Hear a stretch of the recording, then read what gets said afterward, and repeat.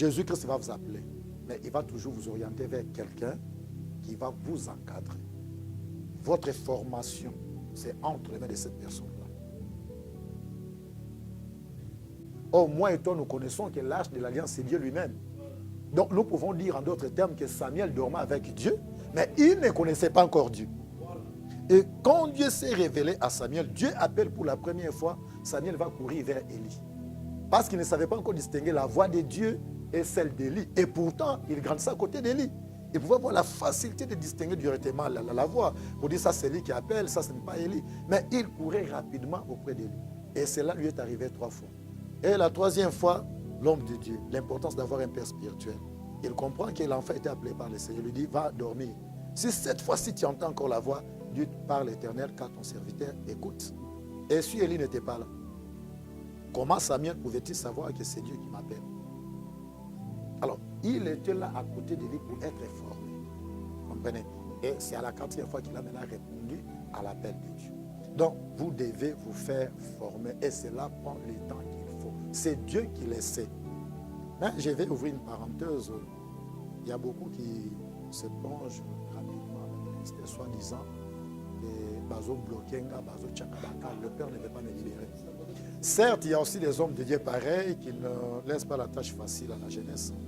Ils sont là aussi. Mais aujourd'hui, ce n'est pas notre thème. Mais les aînés doivent savoir qu'un succès sans succession n'est pas succès. Et ce sont eux qui poussent ces jeunes gens à ces dérives-là. Or, quand Dieu vous donne, les gens devaient savoir les encadrer et ne pas être jaloux de ces gens-là. Vous devez laisser la main libre à ces gens pour qu'ils évoluent aussi.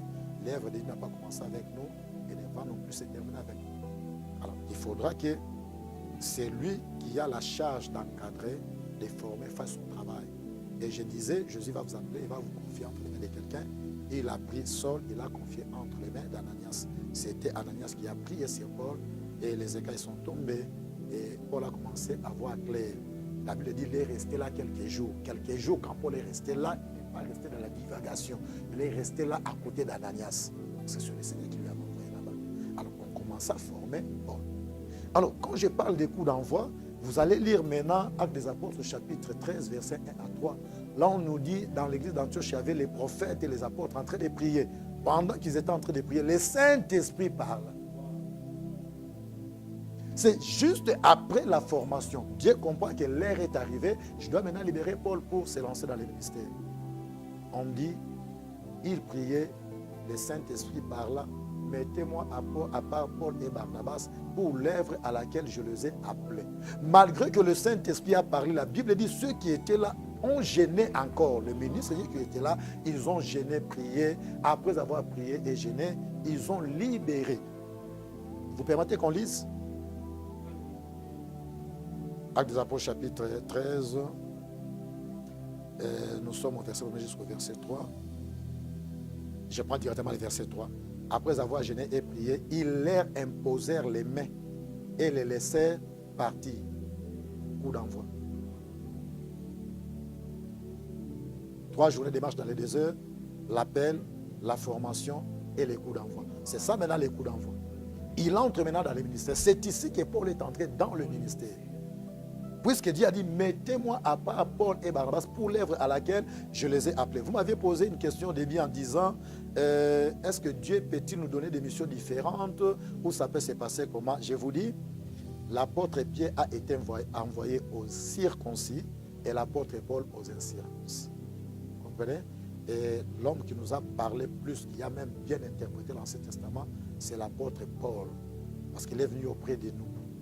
Il avait la mission dirigée vers les païens. Même s'il pouvait parler aux Israélites, mais plus sa mission était focalisée vers les païens. Donc Dieu peut nous donner des missions différentes. C'est pourquoi nous avons aussi des ministères différents. Waouh, est-ce que nous pouvons acclamer pour le Seigneur en tout cas? Waouh, c'est merveilleux, gloire soit rendue à Dieu. Je pense qu'en tout cas, vous qui avez suivi, vous avez vraiment été bénis comme moi je l'ai été. Mon papa nous a parlé sur les 3 journées de marche dans le désert, l'appel, la formation et le coup d'envoi. Waouh, papa, merci beaucoup. Recherche la puissance dans le ministère. Bon, il a été appelé par Dieu, mais il veut savoir c'est quoi les secrets de la puissance. Comme pour vous, voilà. On sait que l'évangéliste Charlie Coupe, en tout cas, lui là, dans le miracle, c'est comme de l'eau à boire. Donc déjà, les boîtiers qui mal, les aveugles qui voient et tout. Et là, beaucoup de jeunes sont dans la cabale en ce moment. Ils sont dans de magie, dans des choses un peu compliquées, dans les kémitismes et tout ce qui va avec. Quel est le secret d'un ministère puissant, tel qu'on le voit avec vous, papa? Oui, le secret d'un ministère puissant, ça part d'abord de l'appel. Quand Dieu vous appelle, il vous confie une mission, il met tout à votre disposition. Il met tout à votre disposition. Et quand Jésus est arrivé, il dit l'Esprit du Seigneur est sur nous. Lorsqu'il envoie les disciples dans Luc 10, il dit je vous ai donné le pouvoir de marcher sur les serpents, sur les scorpions et sur toute puissance de l'ennemi, et rien ne pourra vous nuire. Sachant que la mission nous octroyée est une mission non qui nécessite, qui demande beaucoup de puissance. Parce qu'aller dépouiller les royaumes du diable pour remplir les royaumes de Dieu nécessite la puissance. Et cela vient de Dieu. Ça vient de... Quand Dieu vous appelle, il vous donne ça. Vous n'avez pas d'effort à fournir. Il n'y en a pas. Respectez l'appel de Dieu, marchez dans la crainte de Dieu, marchez avec le Seigneur. La crainte de Dieu. C'est parce qu'il y a les mélanges de la parole. Non? Il y en a qui disent, bon, nous sommes au temps de la grâce, on peut vivre comme on veut, tout c'est la grâce. Oui, une grâce mal comprise. Parce que quand l'apôtre Paul parle à Tite, il dit, la grâce de Dieu, source de salut, nous enseigne à renoncer au mal. Moi, je n'ai jamais vu dans la Bible où la grâce de Dieu nous pousse à nous plonger. D'accord, papa, merci beaucoup, papa. Alors, que pouvez-vous dire encore en quelques secondes à cette génération, à nous, vos enfants, par rapport au choix du conjoint ou de la conjointe? Parce que dans le ministère, l'une des choses la plus importante à savoir, c'est aussi savoir comment choisir son partenaire ou sa partenaire. Parce qu'en réalité, on les voit, beaucoup d'hommes de Dieu ou des femmes de Dieu ont pu faillir à leur appel juste à cause d'un mauvais choix. Que faire? On voit aujourd'hui, vraiment derrière, on a notre maman qui est juste à côté, derrière la caméra, maman Angèle, Ibouta Charlie, une merveilleuse maman, une merveilleuse épouse. On vous voit heureux, épanoui, on n'a jamais entendu. Oh, si Maï Kangaï, l'ongolais, ma choix. Donc on vous voit toujours dans l'amour, dans la joie. Vous êtes mariés depuis 20 ans? 24 ans. Dans la paix, dans l'amour. Oh, pour nous, c'est devenir rare, papa. Aidez-nous. Comment faire? C'est quoi le secret pour choisir un bon partenaire ou une bonne partenaire pour un ministère efficace? Là, vous posez une bonne question, mais qui peut demander beaucoup de temps pour répondre, parce que je suis moi-même un témoignage et je parle à mes jeunes de l'église. Comment? D'abord, quand vous voulez faire un choix, si réellement vous savez que vous êtes appelé par Dieu, priez Dieu qu'il mette à vos côtés celle qui va vous accompagner dans votre ministère. Il faut prier le Seigneur. Moi, je suis de ceux qui croient que Dieu peut donner un bon partenaire. Parce que j'en ai les témoignages par exemple. Visite. Donc, il faut prier Dieu. Ce qui fait que plusieurs échouent dans les ministères, c'est parce que parfois nous suivons trop les penchants de nos cœurs. Les penchants de nos cœurs, on fait les choix selon nous. Il y en a même qui défendent, qui disent c'est leur choix. Ça c'est vrai, c'est leur choix. Mais vous-même, quand vous faites les choix, la parole est là. Où avez-vous trouvé votre partenaire? Oh, les meilleurs endroits pour trouver les partenaires, c'est au puits d'eau. Ah, aïe, aïe, aïe, ah, ah, waouh, non, papa, répète un peu ça, c'est fort. Waouh, le meilleur endroit pour trouver sa partenaire, c'est au puits d'eau. C'est seulement au puits d'eau. Ok, développez ça, papa. Ouvrez-nous le ciel. Ok.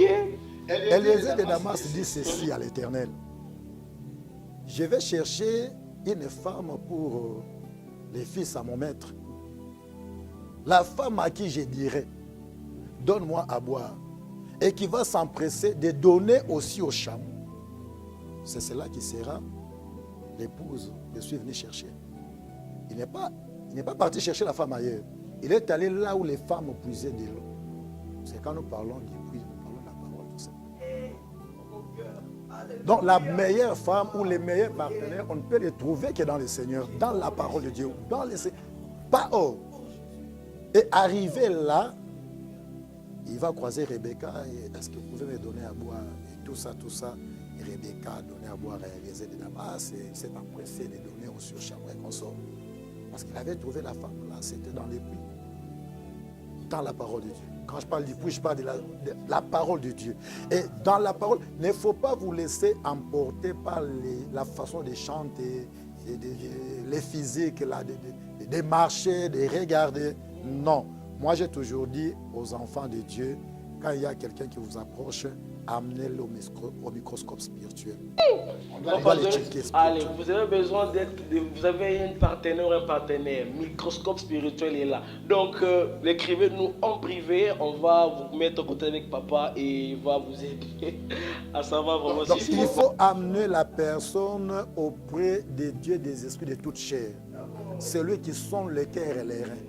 Il va vous parler pour vous dire, la personne qui vous approche, voilà ce qu'elle est. Un peu de miracle, l'orgueil. Un peu de tomber là-bas, orgueil.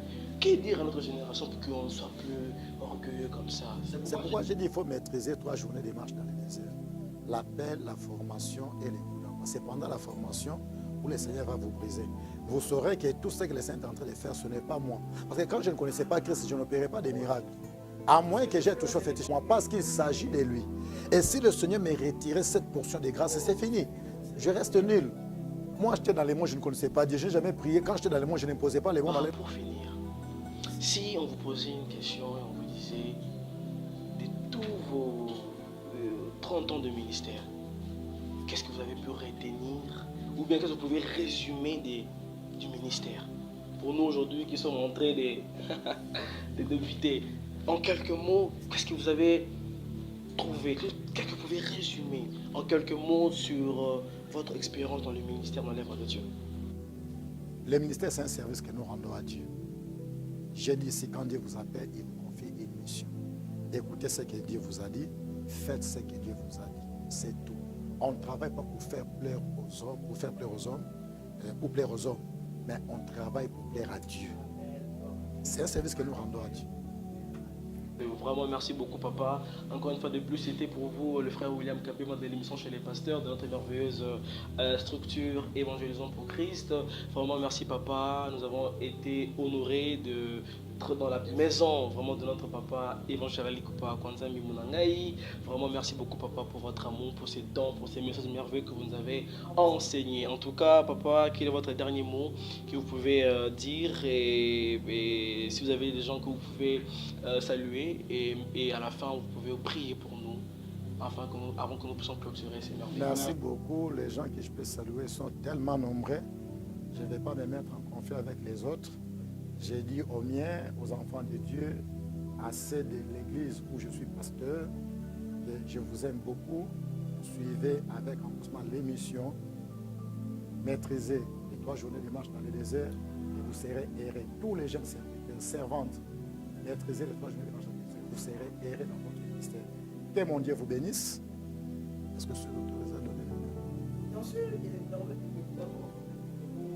Vous avez besoin de nous, notre numéro de contact ou non numéro de contact, le premier numéro c'est 081 06 98 052.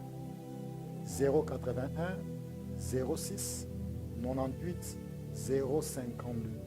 À tout moment, vous allez appeler, vous me recevez en personne. Même sur WhatsApp, vous pouvez écrire. Si vous m'appelez, pour ne pas me trouver en ligne, écrivez en n'importe 081 06 98 052. Vous appelez, c'est moi-même qui vais vous recevoir. Je vais prier pour vous. N'oubliez pas, je peux vous donner l'adresse de mon église. Nous sommes dans la commune de Lancélé, avenue BAT, numéro 36. Arrêt BAT. Pour ceux-là qui peuvent quitter Limité, Lemba, toutes les communes de l'autre côté là-bas, vous allez prendre le transport du quartier 1. Une fois que vous êtes au quartier 1, vous prenez le transport qui vous amène vers Kokole, soit Plaza. Vous demandez au chauffeur de vous déposer à l'arrêt BAT. L'église se trouve sur la même arrêt BAT, avenue BAT, numéro 36. Notre programme d'équipe, nous prions les mardis de 16h30 à 18h30. Jeudi, nous commençons à partir de 15h30. Hier, les jeunes. Après la prière des jeunes, nous commençons notre jeûne de prière la nuit des mercredis. Et toute la journée de jeudi, nous sommes comme ça. On se met par terre pour chercher la face de Dieu. Et là, nous prions pour nos vies et nos familles. Ce sont des bons moments que nous passons devant le Seigneur avec des fortes prières et des délivrances. Ne ratez pas. Là, c'est chaque jour. Je vais prier. Tendre Père, j'ai béni ma soeur, mon frère, tout celui qui va suivre cette émission. Nous sommes au temps apostolique, le temps des miracles, le temps messianique. Que les miracles accompagnent leur vie. Par le nom puissant de Jésus-Christ.